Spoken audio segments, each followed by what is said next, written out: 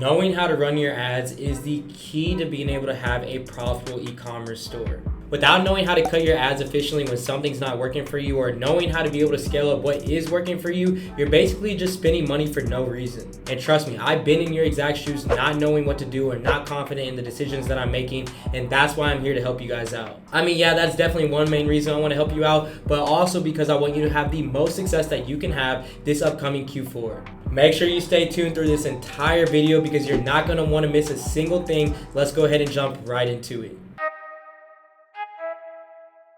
I need to know everything, who and the what and the where, I need everything.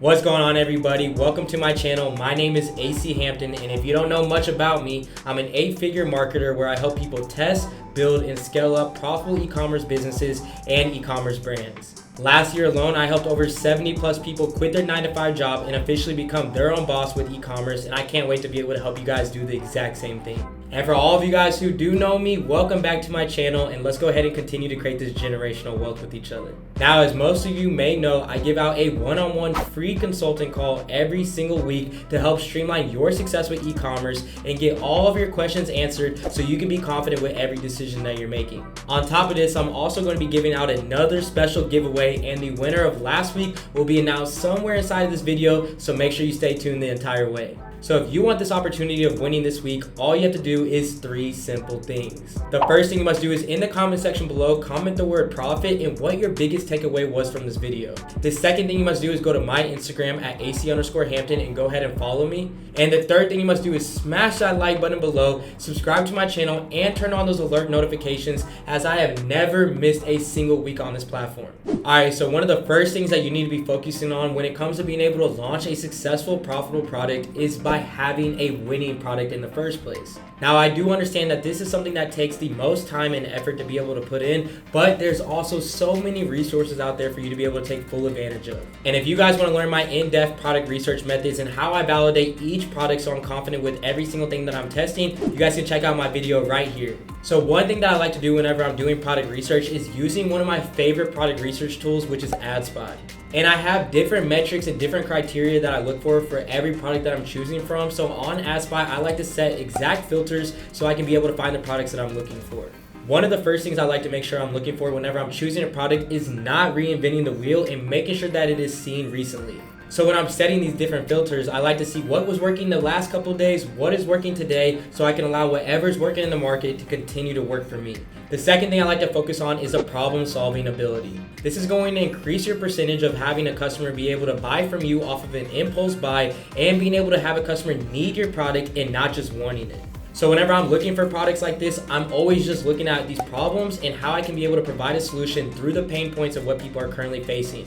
And this is ultimately a direct reflection of you getting some insane impulse buys. And I'm telling you, the reason why people are impulse buying the most is because they now need something, not just wanting what you're providing them. The next thing I like to focus on is a wow factor. This is going to be able to ultimately get the user's attention and get people to finally start taking that action and coming to my website and seeing what I can be able to offer them. Next is good recent engagement on the ad. After that, I like to look for a higher selling point. So I don't typically sell products that are under $30, and I don't typically sell products that are over $120. So staying in this sweet spot. After you know your price, you need to make sure that you have a good supplier. So when you're validating a supplier, the first thing I like to look for is quality. So I'm always looking for a 4.7 star rating or higher. The next thing I like to make sure I'm looking for with the supplier is that they have a few hundred orders that are going out every single week. Now, I definitely know that being able to find a good supplier is something that can be difficult, and in my one-on-one mentorship and my blueprint, I do give you guys access to my private supplier who's going to be giving you 7 to 10 day shipping, completely automate your fulfillment, and completely automate your tracking with every single customer and every product that you choose. The next thing I like to look for is a 2.5 times margin on any product that I try to sell. And I mean, that is bare minimum. So that means if I'm selling the item for $40 on my website, I will not be sourcing this product for more than $16. So my $40 selling price divided by 2.5 is $16, which is the ultimate highest price point that I can allow for my cost of goods. My next favorite thing I like to look for when I'm validating a product is seeing that a product is currently trending on Google Trends. If something is currently trending on Google Trends, that means there is a volume behind it. And if there's a volume behind it, that means there's a good amount of interest behind this product and a lot of people are looking for it. So that just gives me another reason to sell this product. Now, I don't know if you guys have also heard about this, but I love to be able to validate my products with Amazon reviews. So what these Amazon reviews allow me to look for is making sure that there's quality behind the product that I'm selling. So I'm not looking at the 5-star or the 4-star reviews. I'm looking at the 1-star and 2-star reviews to see what people are actually saying and knowing if there's quality behind what I'm selling. The last step that I like to focus on is making sure that there are multiple competitors. So I'm honestly looking for around 2 to 3 competitors that are currently advertising today minimum. So this will allow me to be able to replicate what they're doing well and allow it to work for me and continue to wipe out my competition by improving on the things that they have not taken advantage of. Now, I just almost ran through 11 validation steps that you should be focusing, so that should give you a better understanding that I don't just choose whatever random product before I start testing. So then after I choose a product, I completely validate it, I create a page around it. The next step that I like to focus on is creative testing. Creative testing is designed to be able to allow us to find the best creatives and how we can win the bid on Facebook. Now, if you guys don't understand, Facebook is a bidding auction, which basically means that you are bidding against every other advertiser who's currently advertising the product that you're showing today. And the only way that you can win a bid is by having a better creative. So whenever I am doing creative testing, there are different ways that you can be able to approach this. You can be able to allow whatever's working in the market to continue to work for you, or you can be able to take the next step in being able to wipe out your competition by having some custom creatives. So whenever I am getting these creatives made, I'm testing out all different type of variables. I'm testing out the ad copy, the headline, the scroll stopper, the thumbnails, or sometimes even the whole entire video itself. Ultimately, the main purpose of doing creative testing is just to be able to win the bid and keeping your front end metrics lower.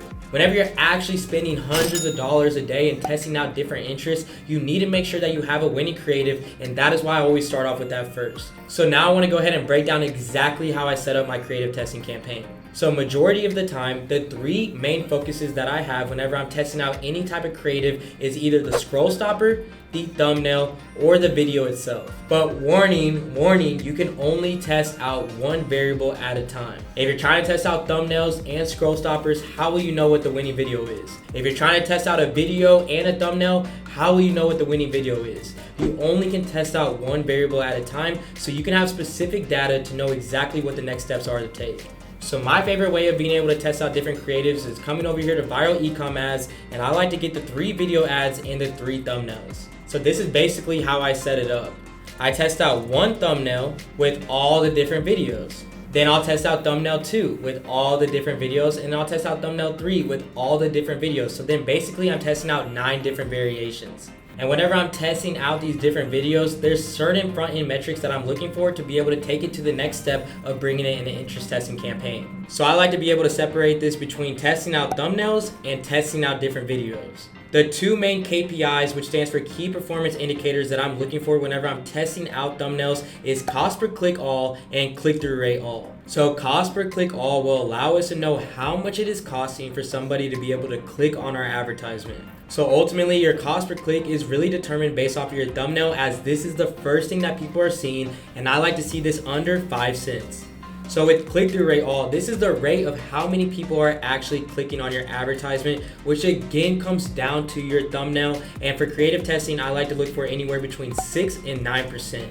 Now, when I'm testing out my videos, now this is a different story. The 3 metrics I like to look for when I'm testing out a video is cost per link click, click-through rate link click, and average video watch time. So what cost per link click stands for is how much it's costing somebody to watch your video and either clicking the shop now button or the call to action that you have so that they come to your website. So just for simpler terms, is this video convincing somebody enough to be able to go to your website? And I like to look for under 6 cents with this. Now with click-through rate link click, this is the rate of how many people are actually clicking on your shop now button or your call to action button. Again, this is basically just letting us know that people like this video and is drawing their attention, and I like to look for anywhere between 6 and 9% for this. And lastly, for average video watch time, this is simply just how long people are watching your advertisement. The more people are watching, obviously the more engaged they are with it. And for this, I like to look for over 12 seconds for my average video watch time. Now, when I'm testing out thumbnails or videos, the only metric that I keep consistent between both of them is CPMs. This stands for cost per 1,000 impressions.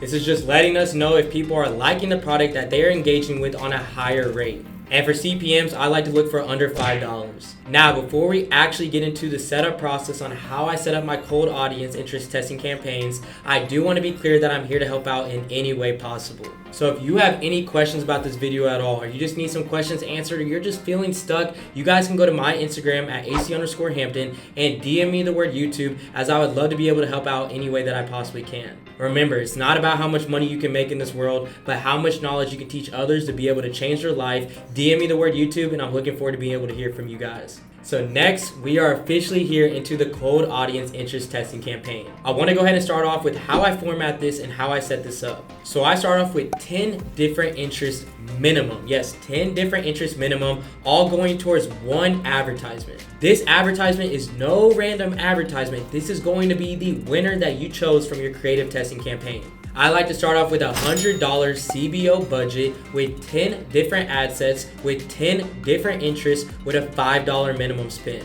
So that means if I have a $100 CBO and I have 10 different interests in there with a $5 minimum spend, it will spend $50 towards these dedicated ad sets. And the other $50 of my campaign is going to be dedicated towards my best performing ad sets. And then when it comes to being able to select these interests, you want to make sure that these are related to the product that you're currently selling. So for example, if I'm testing out a dog bed, some interests that I would test out would be dog park, pet food, not just a back stretcher or something random, but what goes with this exact product that I'm selling. And for audience size, I like to look for anywhere between 3 million and 80 million. That is the range that I choose for my interest. So as you can see, I've been running this interest testing campaign for a while, and my ad sets still follow all of my criteria. So for this interest, I'm using graphic design, and it's in my potential reach audience of 3 million to 80 million. One thing that you need to make sure that you are doing is always checking this detailed targeting expansion off, as this is just going to spin towards everybody who might have liked graphic design instead of the specific interest itself. So I already talked about some of the KPIs that I'm looking for when I'm doing a creative testing campaign,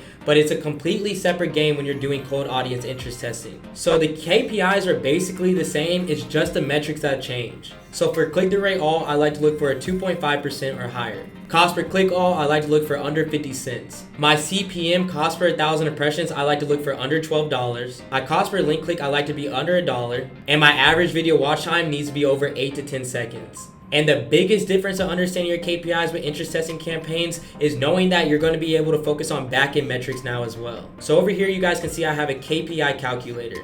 This KPI calculator allows me to be able to cut my fat on my ad sets and continue to be able to focus on profitability. So your back-end metrics that you should be focusing on is your break-even KPIs. So the 4 metrics that I'm looking for that I'm basing this off of is my break-even add to cart, my break-even ROAS, break-even purchase, and my break-even link click.